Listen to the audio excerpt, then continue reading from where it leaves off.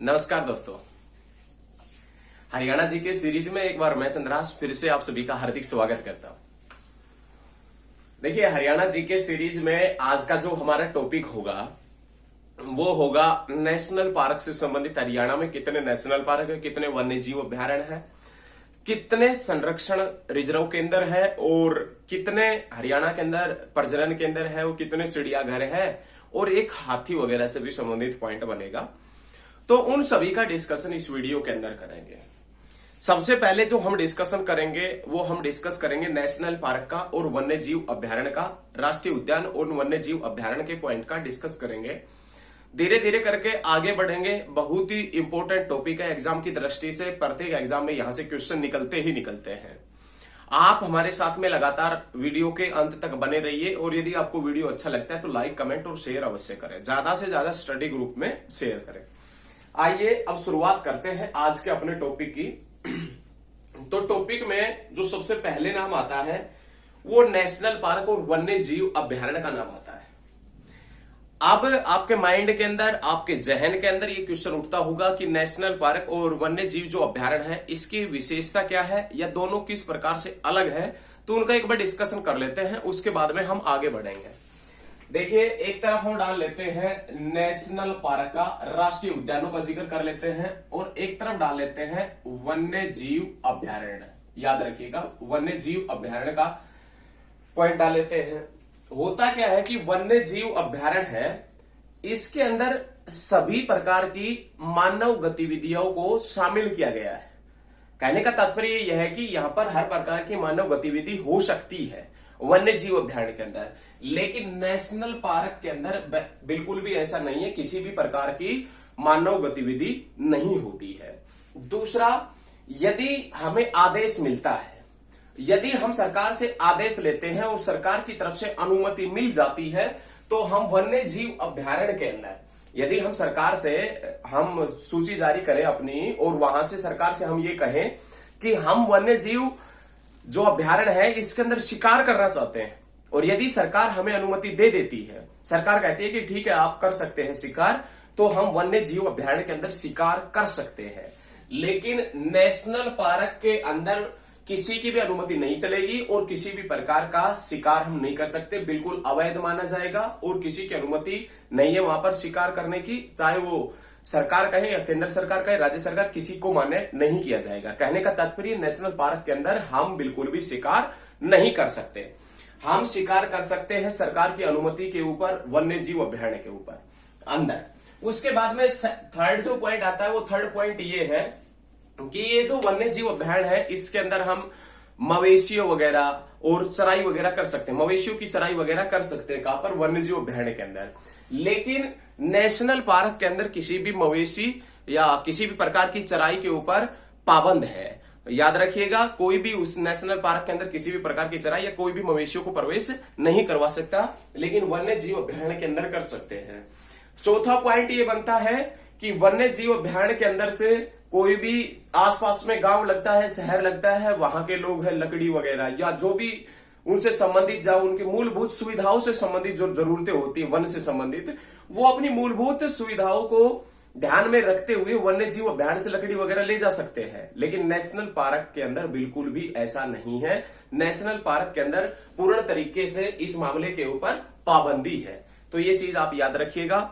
ये कुछ national park और किसी वन्य जीव अभ्यारण्य से संबंधित कुछ पॉइंट थे, याद रखिएगा। काफी हद तक दोनों पॉइंट अलग अलग है, तो ये सभी चीजें आपके माइंड के अंदर और आपके दिल और दिमाग में रहनी चाहिए। अब हम शुरुआत करते हैं नेशनल पार्क की। आराम से दिल थाम के बैठ जाइएगा, लिखने की कोई आवश्यकता नहीं है। उसके बाद भी यदि आप लिखना चाहते हैं तो लिख सकते हैं, क्योंकि आपका लिखा हुआ आगे भविष्य में आपके ही काम आएगा। और आप जो लिखते हैं उससे बेहतरीन कोई भी बुक नहीं है। आप जो नोट्स बनाते हैं उससे बेहतरीन मार्केट में कोई भी बुक नहीं है। आप अपने अकॉर्डिंग बनाइए, किस प्रकार से कौन सा पॉइंट है उसके अनुसार लिखिएगा। मेहनत जरूर करिएगा, ये मेहनत आपके आगे काम आएगी। देखिए, हमारा काम है मेहनत करवाना और मेहनत करना आपका काम है। तो लगातार आप हमारे साथ में जुड़े रहिए, लगातार मेहनत करवाएंगे और आप करेंगे। आइए अब टॉपिक की शुरुआत करते हैं। सबसे पहले देखेंगे हम हरियाणा के नेशनल पार्क की। हरियाणा के यदि नेशनल पार्क के पॉइंट की बात करें, हरियाणा के नेशनल पार्क। देखिए सबसे पहला पॉइंट ये उठता है कि हरियाणा जो है कि इस हरियाणा के अंदर प्राकृतिक वनस्पतियों का अभाव है। इस हरियाणा के अंदर प्राकृतिक वनस्पतियों का अभाव है और ये जो हरियाणा है इसके अंदर जंगली जो वृक्ष है वे भी बहुत कम मात्रा में मिलते हैं, लेकिन इसकी जलवायु पर्यावरण के अनुकूल होने के कारण यहां पर काफी मात्रा में प्रवासी और स्थानीय पक्षी मिलते हैं। याद रखिएगा हरियाणा के अंदर प्राकृतिक जो वनस्पतियां हैं उनका काफी मात्रा में अभाव है। याद रखिएगा हरियाणा के अंदर जो जंगली वृक्ष है उनका काफी मात्रा में अभाव है, लेकिन इसकी जलवायु पर्यावरण के अनुकूल होने के कारण काफी मात्रा में प्रवासी और स्थानीय पक्षी मिलते हैं। पूरे भारत के अंदर लगभग 1250 पक्षियों की प्रजाति मिलती है, जिसमें से लगभग 550 जो पक्षी है उनकी प्रजातियां कहां पर मिलती है? हरियाणा के अंदर। पूरे भारत में पक्षियों की लगभग 1250 प्रजातियां मिलती है, उसमें से लगभग 500 के समथिंग जो प्रजाति है पक्षियों की वो कहां पर मिलती है? हरियाणा के अंदर। क्यों मिलती है? क्योंकि हरियाणा के अंदर 2 नेशनल पार्क है, 8 वन्य जीव अभ्यारण्य है, 2 संरक्षण रिजर्व है, प्रजनन केंद्र भी है हरियाणा के अंदर, और उसके बाद में चिड़ियाघर भी हरियाणा के अंदर, और हाथी अनुसंधान और पुनर्वास केंद्र है। इन सभी का जिक्र हम इस वीडियो के अंदर करेंगे। आइए हमारे साथ में जुड़िए और दिल थाम के बैठिएगा। आइए शुरुआत करते हैं नेशनल पार्क की। हरियाणा के अंदर नेशनल पार्क के पॉइंट की बात करें तो हरियाणा में जो नेशनल पार्कों की संख्या है वो नेशनल पार्क है हरियाणा के अंदर 2। हरियाणा के अंदर 2 नेशनल पार्क है, जिसमें एक नेशनल पार्क का नाम आता है Sultanpur national park, Sultanpur national park, और सेकंड नाम आता है Kalesar national park. Sultanpur national park और कलेसर नेशनल पार्क ये हरियाणा के अंदर 2 नेशनल पार्क है। सबसे पहले हम जो डिस्कशन करेंगे वो सुल्तानपुर नेशनल पार्क के पॉइंट का डिस्कशन करेंगे, उसके बाद में कलेसर नेशनल पार्क के पॉइंट का डिस्कशन करेंगे। सुल्तानपुर नेशनल पार्क सुल्तानपुर गांव के अंदर है, जो गांव फर्रुखनगर के पास में पड़ता है। फर्रुखनगर जो गुरुग्राम डिस्ट्रिक्ट के अंदर है, और ये सुल्तानपुर नेशनल पार्क भी कौन से डिस्ट्रिक्ट के अंदर है? तो आप याद रखिएगा गुरुग्राम डिस्ट्रिक्ट के अंदर पड़ता है। कौन से गांव के अंदर पड़ता है? तो सुल्तानपुर गांव के पास में पड़ता है, सुल्तानपुर गांव का नाम है, वहां पर ये नेशनल पार्क पड़ता है। ये नेशनल पार्क जिसका क्षेत्रफल कितना है? तो इस नेशनल पार्क का क्षेत्रफल है 1.43 वर्ग किलोमीटर। इस नेशनल पार्क का क्षेत्रफल है। सुल्तानपुर नेशनल पार्क की खोज 1971 में की गई थी। ये जो नेशनल पार्क है इसकी खोज 1971 में हुई थी, और सुल्तानपुर नेशनल पार्क की खोज किसने की थी? तो आप याद रखिएगा पीटर जैक्सन ने। पीटर जैक्सन ने सुल्तानपुर नेशनल पार्क की खोज की थी 1971 में। सुल्तानपुर नेशनल पार्क की जो खोज की वो 1971 में पीटर जैक्सन ने की थी। 1972 में सुल्तानपुर नेशनल पार्क को पक्षी अभ्यारण्य बना दिया गया। 1972 के अंदर सुल्तानपुर जो नेशनल पार्क है इसे पक्षी अभ्यारण्य बना दिया गया। भारत के प्रसिद्ध पक्षी वैज्ञानिक हुआ करते थे, भारत के प्रसिद्ध पक्षी वैज्ञानिक जिसका नाम हुआ करता था डॉक्टर सलीम अली। ये याद रखिएगा, जिसका नाम क्या हुआ करता था? डॉक्टर सलीम अली। ये भारत के प्रसिद्ध पक्षी वैज्ञानिक थे, और इन्हीं के नाम पर इस अभ्यारण्य का नाम रख दिया गया 1972 में डॉक्टर सलीम अली पक्षी अभ्यारण्य। सुल्तानपुर जो पक्षी अभ्यारण्य बना था वो 1972 में किस नाम से बना था? डॉक्टर सलीम अली के नाम से। अब क्वेश्चन ये उठता है कि सुल्तानपुर को जो वो पक्षी अभ्यारण्य था उसे नेशनल पार्क का दर्जा कब दिया गया था? तो सुल्तानपुर को जो नेशनल पार्क का दर्जा मिला था, सुल्तानपुर नेशनल पार्क बना था, वो बना था 1989 के अंदर। सुल्तानपुर नेशनल पार्क बना 1989 के अंदर। अब सुल्तानपुर जो नेशनल पार्क गुरुग्राम के अंदर है, इसकी विशेषता क्या है? इसके अंदर खास चीजें क्या है? तो याद रखिएगा राज्य का सर्वप्रमुख एक इको पार्क पड़ता है। याद रखिएगा राज्य का सर्वप्रमुख इको पार्क पड़ता है कहां पर? सुल्तानपुर नेशनल पार्क गुरुग्राम के अंदर। याद रखिएगा उसके बाद में यहां पर लगभग पक्षियों की 250 प्रजाति मिलती है। सुल्तानपुर नेशनल पार्क के अंदर पक्षियों की लगभग कितनी प्रजातियां मिलती है? 250 प्रजातियां मिलती है। थर्ड पॉइंट, थर्ड विशेषता इसकी क्या है? तो आप याद रखिएगा सुल्तानपुर जो नेशनल पार्क है इसके अंदर राज्य का एकमात्र वाच टावर, याद रखिएगा, राज्य का एकमात्र जो वॉच टावर है ये कहां पर पड़ता है? सुल्तानपुर नेशनल पार्क गुरुग्राम के अंदर। राज्य का एकमात्र watch tower Sultanpur national park जो गुरुग्राम के अंदर स्थित है। उसके बाद में फोर्थ विशेषता क्या है? याद रखिएगा, जब भारत के अंदर, उत्तर भारत के अंदर ठंडी होती है, मतलब कहने का मतलब शीत ऋतु होती है, उस समय प्रवासी पक्षी आते हैं और उन प्रवासी पक्षियों का जो हरियाणा के अंदर प्रमुख स्थान है, प्रवासी पक्षियों को जो हरियाणा के अंदर जो नेशनल पार्क या जो वन्य जीव अभ्यारण्य अपनी ओर आकर्षित करता है वो है सुल्तानपुर नेशनल पार्क। कहने का तात्पर्य इनमें से क्वेश्चन आएगा कि इनमें से कौन सा स्थान है जहां पर सर्वाधिक मात्रा में प्रवासी पक्षी आते हैं, तो सुल्तानपुर नेशनल पार्क। और ये सुल्तानपुर नेशनल पार्क जो 1989 के अंदर बना था, प्रवासी पक्षियों के लिए प्रसिद्ध है। अब प्रवासी जो पक्षी है उनमें विशेष रूप से कौन से पक्षी है? तो आप याद रखिएगा, साइबेरियन सारस किसके लिए प्रसिद्ध है? तो आप याद रखिएगा, साइबेरियन सारस के लिए प्रसिद्ध है। तो ये इसकी 4 विशेषता याद रखिएगा। राज्य का एकमात्र वॉच टावर है, याद रखिएगा, इको पार्क है, पक्षियों की लगभग 250 प्रजातियां मिलती है, और प्रवासी पक्षी जो शीत ऋतु में आते हैं, जिसमें विशेष रूप से साइबेरियन सारस है, वो सर्वाधिक मात्रा में कहां पर आते हैं? तो सुल्तानपुर नेशनल पार्क गुरुग्राम के अंदर आते हैं। ये सभी पॉइंट आप नोट कीजिएगा, सुल्तानपुर नेशनल पार्क से संबंधित है। राज्य के अंदर 2 नेशनल पार्क है, जिसमें सुल्तानपुर और कलेसर नेशनल पार्क का अभी जो हमने डिस्कशन किया है उसमें नाम आता है सुल्तानपुर का, और अब जो डिस्कशन करेंगे उसमें नाम आता है कलेसर का। तो आइए कलेसर नेशनल पार्क देखते हैं। ये हमारे पास में सुल्तानपुर नेशनल पार्क के कुछ पॉइंट थे, इनको आप नोट कर लीजिएगा। नोट करेंगे तो आप नोट्स बना लीजिएगा।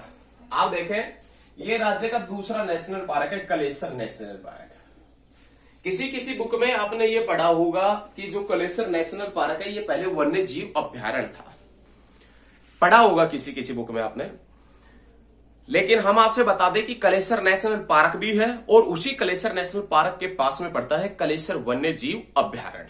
याद रखिएगा, हरियाणा के अंदर नेशनल पार्क 2 थे। 2 ये तो है नहीं कि हरियाणा सरकार ने दोनों ही नाप तोल के बना रखे हैं। एक नेशनल पार्क छोटा होगा तो एक नेशनल पार्क बड़ा होगा। तो इसमें से बड़ा वाला नेशनल पार्क कौन सा है? कलेसर नेशनल पार्क, जिसका क्षेत्रफल है 53.45 वर्ग किलोमीटर के अंदर कलेसर नेशनल पार्क फैला है। कलेसर नेशनल पार्क कौन से डिस्ट्रिक्ट के अंदर है? तो आप याद रखिएगा, यमुनानगर के अंदर। कौन से डिस्ट्रिक्ट में है? यमुनानगर के अंदर। ये कलेसर नेशनल पार्क कब बना था? तो आप याद रखिएगा, 8 दिसंबर 2003 के अंदर कलेसर नेशनल पार्क बना था। इससे पहले हमने आपसे बताया था कि वनस्पति वन योजना की शुरुआत 1 नवंबर 2003 के अंदर हुई थी, और उसी वनस्पति वन योजना के तहत चौधरी देवलाल प्राकृतिक व हर्बल पार्क है यमुनानगर के कौन से गांव में बना है? तो चूहरपुर गांव के अंदर। ये सभी पॉइंट हमने आपसे बताए थे, तो ये चीजें आप याद रखिएगा। ये सभी पॉइंट आपसे बता रखे हैं। चौधरी देवलाल प्राकृतिक व हर्बल पार्क जो यमुनानगर के चूहरपुर गांव में 110 एकड़ के अंदर फैला हुआ है, एग्जाम में काफी बार पूछा जाता है। कलेसर नेशनल पार्क जो हरियाणा का बड़ा नेशनल पार्क है, जो यमुनानगर के अंदर है, 8 दिसंबर 2003 के अंदर ये कलेसर नेशनल पार्क बना था। विशेषता क्या है? इस नेशनल पार्क के अंदर लाल जंगली मुर्गे, इस नेशनल पार्क के अंदर लाल जंगली मुर्गे, भौंकने वाले हिरण,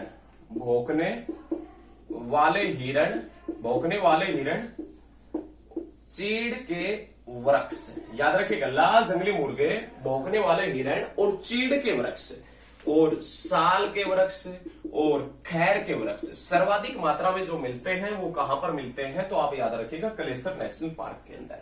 ये तो इसकी प्रथम विशेषता थी कि लाल जंगली मुर्गे, भौंकने वाले हिरण और चीड़ के वृक्ष, साल के वृक्ष और खैर का जो वृक्ष है वो कहां पर मिलता है? कलेसर नेशनल पार्क के अंदर। इसकी जो सेकंड विशेषता है, सेकंड विशेषता सबसे इंपॉर्टेंट है, क्योंकि ये जो कलेसर नेशनल पार्क है ये हरियाणा का इस प्रकार से, ये हरियाणा का एक डिस्ट्रिक्ट पड़ता है जिसका नाम है यमुनानगर, और ये स्थान पड़ता है, ये है कलेसर का। यमुना नदी हरियाणा में यहां से बहती हुई आती है और यहीं से प्रवेश करती है। याद रखिएगा, यमुना नदी हरियाणा में कहां से प्रवेश करती है? तो याद रखिएगा, यमुना नदी हरियाणा में कहां से प्रवेश करती है? कलेसर से प्रवेश करती है। कौन से नेशनल पार्क से प्रवेश करती है? कलेसर। या किसी बुक में आपको यह भी क्वेश्चन देखने को मिल जाएगा कि हरियाणा का कौन सा नेशनल पार्क है, या यमुना नदी हरियाणा के किस नेशनल पार्क के बीचों बीच बहती है। तो ये चीजें याद रखिएगा, कलेसर नेशनल पार्क के बीचों बीच बहती है। एक एग्जाम में बहुत बार क्वेश्चन आता है, वो बता देते हैं, नेशनल ज्योग्राफी से संबंधित है। एक उत्तराखंड के अंदर जिम कॉर्बेट नेशनल पार्क पड़ता है, और उस जिम कॉर्बेट नेशनल पार्क के बीचों बीच बहने वाली नदी जिसका नाम है रामगंगा। रामगंगा नदी जिम कॉर्बेट नेशनल पार्क के बीचों बीच बहने वाली नदी है। याद रखिएगा, काफी बार एग्जाम में पूछा जाता है। ऐसे ही यदि एग्जामिनर आपसे पूछेगा कि कलेसर नेशनल पार्क के बीचों बीच बहने वाली नदी, या कलेसर नेशनल पार्क कौन सी नदी के ऊपर पड़ता है, तो आप याद रखिएगा यमुना नदी के ऊपर पड़ता है। यमुना नदी हरियाणा में कौन से स्थान से, कौन से नेशनल पार्क से प्रवेश करता है, तो आप याद रखिएगा कलेसर नेशनल पार्क से प्रवेश करती है। तो ये नेशनल पार्क से संबंधित आपसे 2 पॉइंट थे। हरियाणा के अंदर 2 नेशनल पार्क है, दोनों का डिस्कशन हमने किया है। अब हम पढ़ेंगे वन्य जीव अभ्यारण्य का जिक्र करेंगे। वन्य जीव अभ्यारण्य हरियाणा के अंदर 8 बताए गए हैं। हरियाणा के अंदर जो वन्य जीव अभ्यारण्य हैं वो 8 बताए गए हैं। हालांकि एग्जाम में आज तक ये क्वेश्चन नहीं पूछा है कि हरियाणा के अंदर कितने वन्य जीव अभ्यारण्य हैं।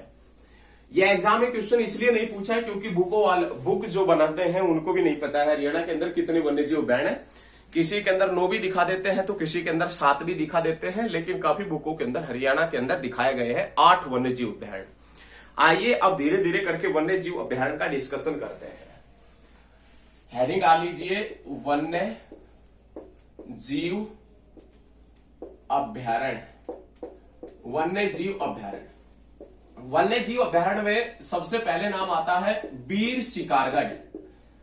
बीर शिकारगढ़ जो वन्य जीव अभ्यारण्य है, और ये बीर शिकारगढ़ वन्य जीव अभ्यारण्य कौन से डिस्ट्रिक्ट के अंदर पड़ता है, तो आप याद रखिएगा पंचकुला डिस्ट्रिक्ट के अंदर। बीर शिकारगढ़ वन्य जीव अभ्यारण्य पंचकुला डिस्ट्रिक्ट के अंदर पड़ता है, जो 1975 के अंदर बना था। ये चीजें आप याद रखिएगा, 1975 में बना था, जो पंचकुला के अंदर है। ये वन्य जीव अभ्यारण्य याद रखिएगा लोमड़ी, नीलगाय और चित्तल के लिए प्रसिद्ध है। लोमड़ी, नीलगाय और किसके लिए प्रसिद्ध है? चित्तल। याद रखिएगा, चित्तल के लिए प्रसिद्ध है, याद रखें। उसके बाद में जो सेकंड पॉइंट आता है, ये वन्य जीव अभ्यारण्य वनस्पति, याद रखिएगा, ये वन्य जीव अभ्यारण्य वनस्पति और जीव जंतुओं के लिए भी प्रसिद्ध है। याद रखिएगा, वनस्पति और जीव जंतुओं के लिए भी प्रसिद्ध है। और कहां पर पड़ता है? पंचकुला के अंदर। लेकिन इसी पंचकुला के अंदर एक स्थान पड़ता है पिंजौर। याद रखिएगा, पंचकुला में जब पंचकुला डिस्ट्रिक्ट करवाएंगे तो उसमें सर्वाधिक पॉइंट आते हैं पिंजौर से। और इस पिंजौर के अंदर एक वन्य जीव अभ्यारण्य पड़ता है, और उस वन्य जीव अभ्यारण्य का नाम क्या है, तो आप याद रखिएगा खोल ही रहतान। खोल ही रहतान वन्य जीव अभ्यारण्य। खोल ही रहतान वन्य जीव अभ्यारण्य जो है, ये कहां पर पड़ता है? पिंजौर, पंचकुला के अंदर। ये किसके लिए प्रसिद्ध है, तो आप याद रखिएगा चित्तल के लिए, लोमड़ी के लिए, जंगली बिल्ली के लिए, जंगली बंदर के लिए प्रसिद्ध है। कौन सा? खोल ही रहतान वन्य जीव अभ्यारण्य। कहां पर पड़ता है? पंचकुला के अंदर। तो ये दोनों चीजें आप याद रखिएगा। दोनों जो वन्य जीव अभ्यारण्य है, एक तो बीर शिकारगढ़ वन्य जीव अभ्यारण्य और एक खोल ही रहतान वन्य जीव अभ्यारण्य, जो कहां पर पड़ते हैं? तो पंचकुला के अंदर पड़ते हैं। उसके बाद में जो थर्ड पॉइंट आता है, वो थर्ड पॉइंट ये है जिसमें नाम आता है अबू शहर। अबू शहर वन्य जीव अभ्यारण्य। अबू शहर वन्य जीव अभ्यारण्य है, ये कहां पर पड़ता है, तो आप याद रखिएगा सिरसा के अंदर पड़ता है। कहां पर पड़ता है? सिरसा के अंदर। पहला क्वेश्चन और सबसे इंपॉर्टेंट क्वेश्चन, हरियाणा का सबसे बड़ा वन्य जीव अभ्यारण्य कहां पर है, तो आप याद रखिएगा सिरसा के अंदर। सेकंड पर्सन कि हरियाणा का सबसे बड़ा वन्य जीव अभ्यारण्य कौन सा है, तो आप याद रखिएगा अबू शहर वन्य जीव अभ्यारण्य। ये हरियाणा का सबसे बड़ा वन्य जीव अभ्यारण्य है, जो सिरसा के अंदर पड़ता है। ये वन्य जीव अभ्यारण्य याद रखिएगा विशेष रूप से काला हिरण के लिए प्रसिद्ध है। किसके लिए प्रसिद्ध है? काला हिरण के लिए प्रसिद्ध है। और इसी वन्य जीव अभ्यारण्य के अंदर ब्लैक बक पर्यटन स्थल भी स्थित है। देखिए, ब्लैक बक पर्यटन स्थल सिरसा अबूशहर वन्य जीव अभ्यारण्य के अंदर, याद रखिएगा। ब्लू जे समालखा, याद रखिएगा। ब्लैक बर्ड कहां पर पड़ता है? ब्लैक बर्ड हांसी और ब्लू बर्ड हिसार के अंदर। फिर से चारों पॉइंट नोट कीजिए। ब्लैक बक पर्यटन स्थल जो है, ब्लैक बक पर्यटन स्थल अबूशहर वन्य जीव अभ्यारण्य Sirsa, blue bird Hisar, black bird Hansi और ब्लू जे समालखा पानीपत के अंदर पड़ता है। लगातार हमारे साथ में जुड़े रहेंगे तो ऐसे ही पॉइंट हम डिस्कशन करते रहेंगे। अबूशहर वन्य जीव अभ्यारण्य जो सिरसा के अंदर है, विशेष रूप से काला हिरण के लिए प्रसिद्ध है। हरियाणा का सबसे बड़ा वन्य जीव अभ्यारण्य सिरसा के अंदर है। और हरियाणा का सबसे बड़ा वन्य जीव अभ्यारण्य कौन सा है? तो याद रखिएगा अबूशहर। अब ये सबसे बड़ा हो गया, सबसे बड़ा वन्य जीव अभ्यारण्य। तो सबसे छोटा कौन सा है? सबसे छोटा कुरुक्षेत्र के अंदर पड़ता है, सबसे छोटा, और उसका नाम क्या है? तो आप याद रखिएगा छिलछिला। याद रखिएगा, ये छिलछिला वन्य जीव अभ्यारण्य है। ये कहां पर पड़ता है? तो कुरुक्षेत्र में। हरियाणा का सबसे छोटा वन्य जीव अभ्यारण्य है। किसके लिए प्रसिद्ध है? तो आप याद रखिएगा शीतकालीन पक्षियों के लिए। शीतकालीन पक्षियों के लिए, कहने का तात्पर्य प्रवासी पक्षियों के लिए प्रसिद्ध है। और प्रवासी पक्षी जिसमें विशेष रूप से किसका नाम आता है? साइबेरियन सारस का। एग्जाम में क्वेश्चन आ चुका है, इनमें से कौन सा नेशनल पार्क या इनमें से कौन सा स्थान प्रवासी पक्षियों के लिए प्रसिद्ध है? तो उसमें सुल्तानपुर नेशनल पार्क भी मिले और छिलछिला वन्य जीव अभ्यारण्य भी मिले, तो आम नाम आएगा सुल्तानपुर नेशनल पार्क का। और ये पूछे कि इनमें से कौन सा स्थान है जो प्रवासी पक्षियों के लिए प्रसिद्ध है, और सुल्तानपुर नेशनल पार्क ऑप्शन में ना मिले, तो कौन सा आएगा? छिलछिला वन्य जीव अभ्यारण्य, जो कहां पर पड़ता है? कुरुक्षेत्र के अंदर। हरियाणा का सबसे छोटा वन्य जीव अभ्यारण्य छिलछिला वन्य जीव अभ्यारण्य, जो कुरुक्षेत्र में है। पर्यावरण और प्रदूषण की दृष्टि से, पर्यावरण और प्रदूषण की दृष्टि से काफी संवेदनशील इलाका है। पर्यावरण और प्रदूषण की दृष्टि से काफी संवेदनशील इलाका है। कौन सा? छिलछिला वन्य जीव अभ्यारण्य। तो ये 4 वन्य जीव अभ्यारण्य आपने देखे हैं। वीर शिकारगढ़ पंचकुला, खोली रहतान पिंजौर पंचकुला, अबूशहर वन्य जीव अभ्यारण्य सिरसा, और छिलछिला जो वन्य जीव अभ्यारण्य जो कुरुक्षेत्र में है, और इसकी विशेषता भी आपने साथ के साथ में नोट की है। अब आगे बढ़ते हैं। हरियाणा के 4 जो वन्य जीव अभ्यारण्य है वो हमने देख चुके हैं। अब आगे देखिएगा,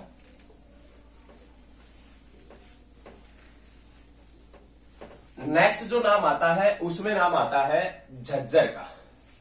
झज्जर डिस्ट्रिक्ट का नाम आता है, और इस झज्जर के अंदर 2 वन्य जीव अभ्यारण्य पड़ते हैं, जिसमें नाम आता है भिंडावास।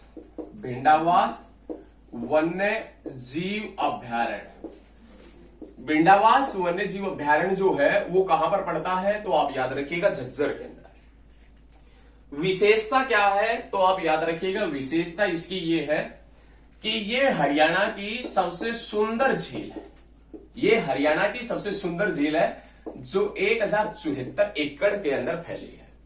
हरियाणा की सबसे सुंदर झील भिंडावास वन्य जीव अभ्यारण्य है, या भिंडावास झील है, जो 1074 एकड़ के अंदर फैली है। पर्यावरण की दृष्टि से ये भी काफी संवेदनशील इलाका है, काफी खूबसूरत भरा वहां पर एक मंजर है, काफी खूबसूरत इलाका है। कौन सा? भिंडावास वन्य जीव अभ्यारण्य। भिंडावास वन्य जीव अभ्यारण्य के अंदर लगभग पक्षियों की, भिंडावास वन्य जीव अभ्यारण्य के अंदर लगभग पक्षियों की 250 प्रजाति मिलती है, जिसमें नाम आता है बतख का, और रेड बुलबुल का, किंगफिशर का नाम आता है। इस प्रकार के, और याद रखिएगा इस प्रकार के जो पक्षी हैं वहां पर सर्वाधिक मात्रा में मिलते हैं। जब आप भिंडावास वन्य जीव अभ्यारण्य के आसपास में जाएंगे, झज्जर डिस्ट्रिक्ट के अंदर पड़ता है, जब आप जाएंगे वहां पर, तो क्या है कि आप वृक्षों के ऊपर देखेंगे कि वृक्षों के ऊपर जो भी हमारा वन विभाग है, वन जो फॉरेस्ट डिपार्टमेंट है, उन्होंने वृक्षों के ऊपर पक्षियों के रहने के लिए घोंसले बनाए हुए हैं, और वो घोंसले लकड़ी के हैं, उनके अंदर पक्षी आराम से रह सकते हैं। काफी खूबसूरत मंजर है उस जगह का, काफी खूबसूरत इलाका है। इसीलिए तो हरियाणा की सबसे सुंदर झील है भिंडावास। और इसी भिंडावास के लगभग 1.5 किलोमीटर दूर, लगभग 1.5 किलोमीटर दूर झज्जर का सबसे बड़ा वन्य जीव अभ्यारण्य पड़ता है, जिसमें नाम आता है खप्परवास। खप्परवास जो वन्य जीव अभ्यारण्य है वो भिंडावास वन्य जीव अभ्यारण्य से 1.5 किलोमीटर दूर है, और लगभग 2000 एकड़ के अंदर फैला है। लगभग पॉइंट की डिस्कशन कर रहे हैं, लगभग 2000 एकड़ के अंदर फैला है। याद रखिएगा भिंडावास से बड़ा है, लगभग 2000 वर्ग किलोमीटर के अंदर फैला है। उसके बाद में पॉइंट आता है पर्यावरण और प्रदूषण की दृष्टि से, पर्यावरण और प्रदूषण की दृष्टि से काफी संवेदनशील इलाका है, पर्यावरण और प्रदूषण की दृष्टि से काफी संवेदनशील इलाका है। कौन सा? कप्रवास वन्य जीव अभ्यारण्य। उसके बाद में नाम आता है सेवंथ नाहर वन्य जीव अभ्यारण्य। नाहर वन्य जीव अभ्यारण्य कहां पर पड़ता है? तो आप याद रखिएगा नाहड़ के अंदर। और नाहड़ कहां पर है? कोसली हलके के अंदर। और कोसली कहां पर पड़ता है? तो आप याद रखिएगा रेवाड़ी के अंदर।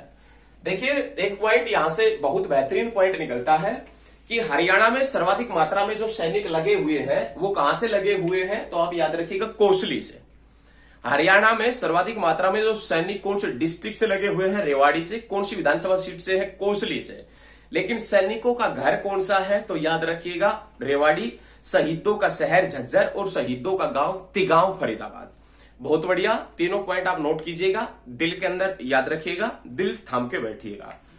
शहीदों का गांव तिगांव फरीदाबाद, शहीदों का शहर झज्जर और वीरों की भूमि सैनिकों का घर रेवाड़ी। और रेवाड़ी ऑप्शन में ना आए तो कोसली, सर्वाधिक मात्रा में सैनिक यहां से लगे हुए हैं।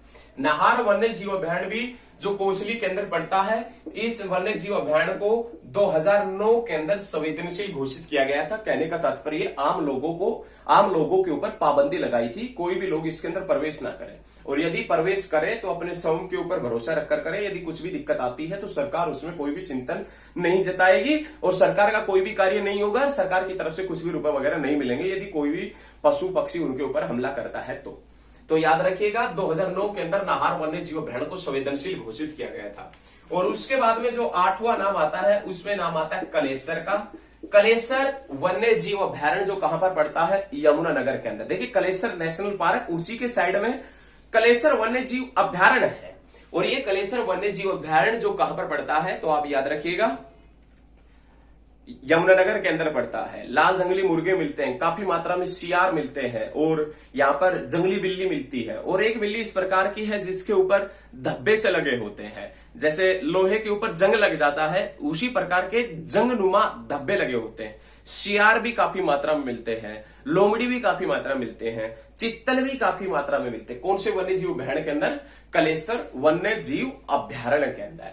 तो ये हरियाणा के वन्य जीव अभ्यारण्य थे। अब हम जो डिस्कशन करेंगे वो संरक्षण रिजर्व का डिस्कशन करेंगे।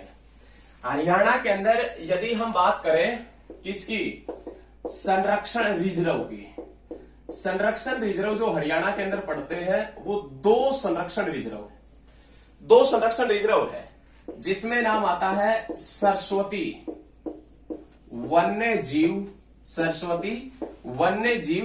संरक्षण रिजर्व। सरस्वती वन्यजीव संरक्षण रिजर्व। ये सरस्वती वन्यजीव संरक्षण रिजर्व कहां पर पड़ता है? तो याद रखिएगा कैथल व कुरुक्षेत्र की सीमा के ऊपर स्थित है। सरस्वती वन्यजीव संरक्षण जो है वो कहां पर पड़ता है? तो आप याद रखिएगा कैथल और कुरुक्षेत्र की सीमा के ऊपर स्थित है। और ये कब बना था? तो आप याद रखिएगा 29 जुलाई 1988 के अंदर बनाया गया था। 29 जुलाई 1988 के अंदर बना था सरस्वती वन्यजीव संरक्षण। लेकिन क्वेश्चन कई बार यह भी पूछ लेता है कि सरस्वती वन्यजीव संरक्षण ना पूछकर क्वेश्चन आपसे यह भी पूछ लेगा कि सरस्वती वन्यजीव अभ्यारण्य का दूसरा नाम क्या है? सरस्वती वन्यजीव संरक्षण या सरस्वती वन्यजीव अभ्यारण्य का दूसरा जो नाम है उसमें नाम आता है सोनसर जंगल। आज के टॉपिक का सबसे इंपॉर्टेंट क्वेश्चन है ये, एग्जाम में पूछा जा चुका है कि सरस्वती वन्यजीव संरक्षण का जो दूसरा नाम है वो कौन सा है? सोनसर जंगल है। और ये कब बना था? तो आप याद रखिएगा 29 जुलाई 1988 के अंदर ये बनाया गया था। और ये कौन कौन से डिस्ट्रिक्ट के अंदर पड़ता है? कैथल और कुरुक्षेत्र की सीमा के ऊपर ये स्थित है। उसके बाद में जो सेकंड नाम आता है, सेकंड नाम याद रखिएगा आप, पड़ता है बीरबारा वन्य जीव संरक्षण। देखिए ये आपने पढ़े होंगे नेशनल पार्क के अंदर, तो कई बुकों के अंदर ये नेशनल पार्क के अंदर दे रखे हैं, लेकिन ये वन्य जीव संरक्षण है। या अभी कई बुकों के अंदर आपने ये वन्य जीव अभ्यारण्य के अंदर पढ़े होंगे, तो वन्य जीव अभ्यारण्य का दर्जा अभी से नहीं मिला इनको, वन्य जीव संरक्षण है। और बीरबारा वन्य जीव संरक्षण 2007 के अंदर बना था। और कहां पर पड़ता है? तो याद रखिएगा हार्ट ऑफ हरियाणा के अंदर, हरियाणा के हृदय के अंदर। कहां पर पड़ता है? जींद के अंदर पड़ता है। अब हम 2 पॉइंट और बेहतरीन पढ़ेंगे, उसके बाद में आगे बढ़ेंगे। दो पॉइंट कौन कौन से हैं? संरक्षण रिजर्व दो ही है। वन्य जीव संरक्षण रिजर्व जो है सरस्वती वन्य जीव संरक्षण रिजर्व कैथल में कुरुक्षेत्र, और बीरबारा वन्य जीव संरक्षण रिजर्व जो कहां पर पड़ता है, तो आप याद रखिएगा ये पड़ता है जींद के अंदर। उसके बाद में जो नाम आता है उसमें नाम आता है गो अभ्यारण्य का, गो अभ्यारण्य। और गो अभ्यारण्य के पॉइंट की बात करें तो हरियाणा के अंदर जो गो अभ्यारण्य है वो कितने हैं? दो। एक गो अभ्यारण्य पड़ता है बारडा, बारडा जो कहां पर पड़ता है, तो आप याद रखिएगा चरखी दादरी के अंदर, बारडा चरखी दादरी के अंदर। और दूसरा पड़ता है मलिकपुर, मलिकपुर बागड़ के अंदर, मलिकपुर बागड़। देखिए बारडा चरखी दादरी और मलिकपुर बागड़ जो कहां पर पड़ता है? यमुना नगर के अंदर। ये हरियाणा के अंदर दो गो अभ्यारण्य है, दोनों के नाम भी एक जैसे हैं, जिसमें एक का नाम है बारडा और एक का नाम क्या है, तो याद रखिएगा मलिकपुर बागड़। बारडा जो चरखी दादरी के अंदर है और मलिकपुर बागड़ जो है वो कहां पर पड़ता है? यमुना नगर के अंदर पड़ता है। बहुत बढ़िया, याद रखिएगा। चलो समझ में आया है तो आगे बढ़े। बस आप बैठे रहिए और दिल थाम के बैठे रहिए, सब कुछ समझ में आएगा। नहीं, आसान है बिल्कुल। देखें, गो अभ्यारण्य पढ़ लिए, ये भी संरक्षण रिजर्व भी पढ़ लिए। अब नाम आता है प्रजनन केंद्र का। प्रजनन केंद्र के पॉइंट की बात करें तो अब उसका डिस्कशन हम करेंगे। हरियाणा के अंदर प्रजनन केंद्र कौन कौन से हैं वो देखें। सबसे पहले नाम आता है, हेडिंग डाल लेते हैं, प्रजनन केंद्र। प्रजनन केंद्र, प्रजनन केंद्र में सबसे पहले नाम आएगा गिद्ध संरक्षण व प्रजनन केंद्र। गिद्ध संरक्षण व प्रजनन केंद्र 2006 पिंजौर पंचकूला। याद रखिएगा, गिद्ध संरक्षण व प्रजनन केंद्र 2006 पिंजौर पंचकूला। यदि हम भारत के संदर्भ में पॉइंट का डिस्कस करें कि भारत में सर्वाधिक मात्रा में गिद्ध कहां पर मिलते हैं, भारत में ही नहीं एशिया में लगभग सर्वाधिक मात्रा में गिद्ध कहां पर मिलते हैं, तो आप याद रखिएगा पंचकूला के अंदर। लेकिन जो ये गिद्ध संरक्षण और प्रजनन केंद्र 2006 में पंचकूला के अंदर लगाया गया, ये किसके सहयोग से लगाया गया, तो एक बार वो देखें किसके सहयोग से लगाया गया। तो आप याद रखिएगा Bombay natural history society,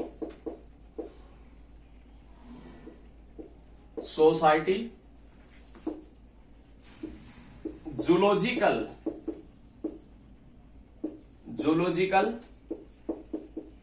society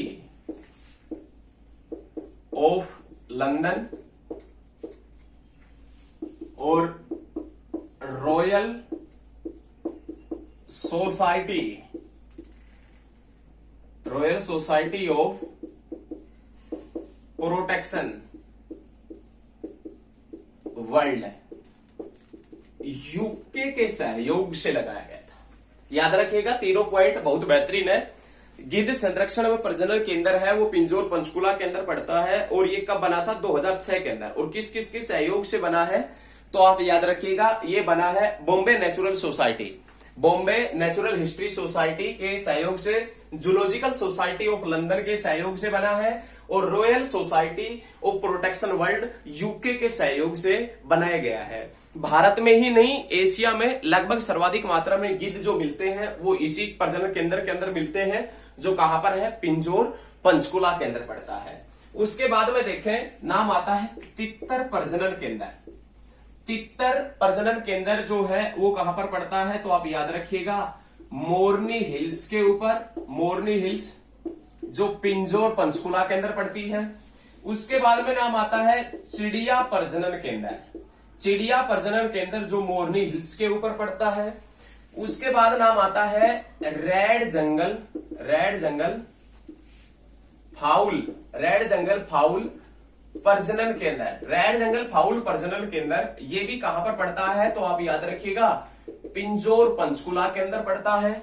और उसके बाद में नाम आता है फीजेंट व मोनाल प्रजनन केंद्र, फीजेंट व मोनाल जो प्रजनन केंद्र है ये भी कहां पर पड़ता है, तो आप याद रखिएगा ये भी पिंजौर पंचकुला के अंदर पड़ता है। तो ये प्रजनन केंद्र थे जिसमें नाम आता है गिद्ध संरक्षण व प्रजनन केंद्र पिंजौर पंचकुला के अंदर पड़ता है। ये किसके सहयोग से बना था ये भी पॉइंट नोट कीजिए। रेड जंगल फाउल प्रजनन केंद्र पिंजौर, फिजेंट व मोनाल प्रजनन केंद्र पिंजौर, तितर प्रजनन केंद्र याद रखिएगा मोरनी हिल्स पिंजौर पंचकुला के अंदर, चिड़िया प्रजनन केंद्र मोरनी हिल्स पिंजौर पंचकुला के अंदर है स्थित है। उसके बाद में देखें आगे जो नेक्स्ट पॉइंट आता है उसमें देखें नेक्स्ट पॉइंट बहुत इंपॉर्टेंट है। तितर प्रजनन केंद्र जो आपने पढ़ा है, तितर प्रजनन केंद्र आपने पढ़ा है वो पिंजौर पंचकुला के अंदर है। लेकिन आपसे ये पूछे कि काला तितर प्रजनन केंद्र, काला तितर प्रजनन केंद्र जो है वो कहां पर स्थित है, तो आप याद रखिएगा पीपली, और पीपली कहां पर है, कुरुक्षेत्र के अंदर।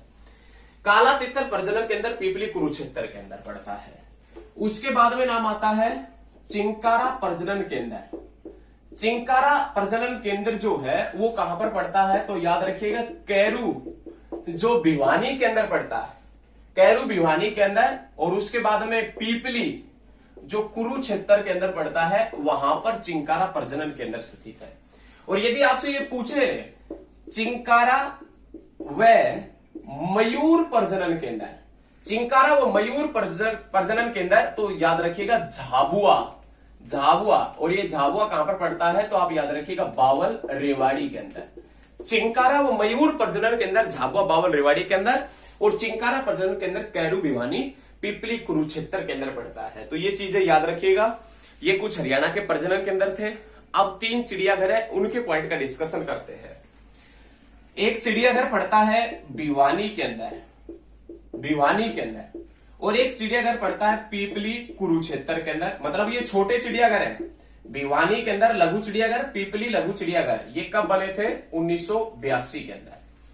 तीसरा जो चिड़ियाघर पड़ता है वो रोहतक के अंदर पड़ता है, और ये रोहतक के अंदर जो चिड़ियाघर बना था वो कब बना था, तो आप याद रखिएगा 1986 के अंदर, या कई बुकों में मिल जाएगा 1985-86 के अंदर।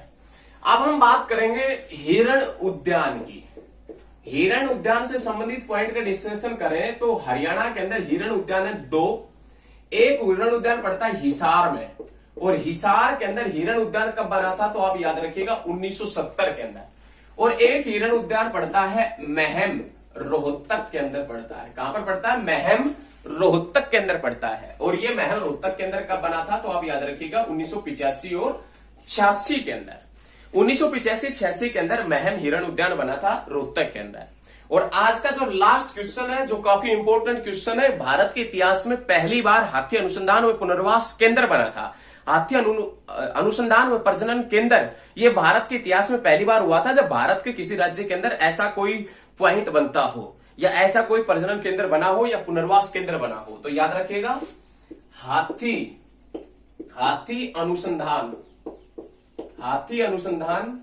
व प्रजनन केंद्र, हाथी अनुसंधान व प्रजनन केंद्र। तो याद रखिएगा बन संतोर, हाथी अनुसंधान व प्रजनन केंद्र बन संतोर वन। और कहां पर पड़ता है, तो आप याद रखिएगा यमुनानगर के अंदर।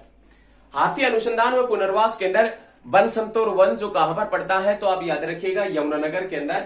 तो ये आज के कुछ पॉइंट थे, एक भी पॉइंट हमने छोड़ा नहीं है, और इससे बाहर कोई भी एग्जाम में पॉइंट नहीं आएगा, ये हम आश्वासन दे सकते हैं। और तो भाई HSSC एक कलाकार है और आपने भी पता है, लेकिन इससे बाहर लगभग कोई भी क्वेश्चन निकलता नहीं है। सारे क्वेश्चन आपने सबसे पहले आपने नेशनल पार्क, फिर वन्य जीव अभ्यारण्य, फिर संरक्षण रिजर्व, फिर गो अभ्यारण्य, फिर प्रजनन केंद्र, फिर चिड़ियाघर, फिर हिरण उद्यान, और फिर जिक्र किया है हाथी अनुसंधान व पुनर्वास केंद्र का।